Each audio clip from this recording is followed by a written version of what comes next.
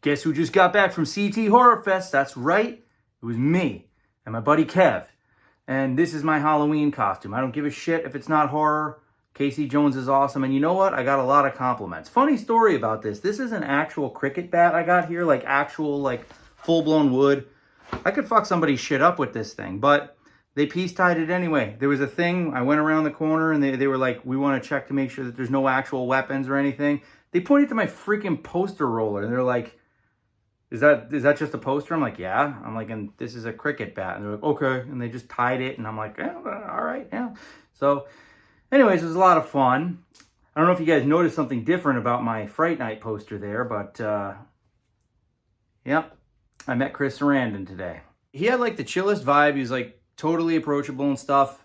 Met with my buddy Kev. It was at least, I would say, an hour wait to get to him, which was fine because we were just shooting the shit, going through all our memorabilia and whatnot. I was actually considering bringing my old Fright Night VHS because that specific VHS is the VHS, the first VHS where I watched Fright Night for the first time, the actual one, and it still works. But it is a little bit beat to shit, so I think the poster was cooler. He made it out to my wife and I. Tom Atkins was also there, and that dude's table was packed, man. I mean, the entire time we were there, there was a huge line to get in there. But I got this really cool Halloween 3 Season of the Witch poster, mini poster. And the lady who plays Ellie, I forget her name. I'll put it down at the bottom here because she was incredibly sweet. By the way, looks pretty damn good for her age. She's still fit as hell. Her face looks pretty much exactly the same. The only thing that's different about her really is her hair. But she was an absolute sweetheart. And, you know, I had time to ask her one question. I basically just said, hey, when you were reading the script for this movie, like, what were you thinking when you read it? You know, because, like, I love those movies that take a hard left.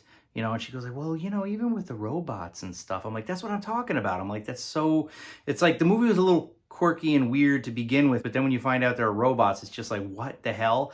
But in a good way. And then I got to meet Tom Atkins, and he was really cool too. He was chill as hell. And I told him, my wife and I, we watch this movie every Halloween. He goes like, yeah, is it your favorite? I'm like, you know, it's up there. It has maximum rewatchability. It was a lot of fun from beginning to end. There were a lot of really cool people there, a lot of good costumes.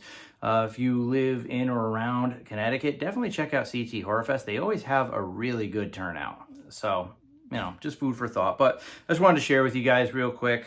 This is awesome. Oh, also, Tom Atkins confirmed with me because I asked him, I said, so the plan was to go forward with like different ideas for every Halloween movie. And he goes like, well, that's what John Carpenter wanted from the beginning. He said, but the studio was really kind of like up his ass about, no, we want Michael Myers sort of a thing. So apparently what had happened was they were already like, well, or at least the way he made it sound, they were already well into making Halloween 3.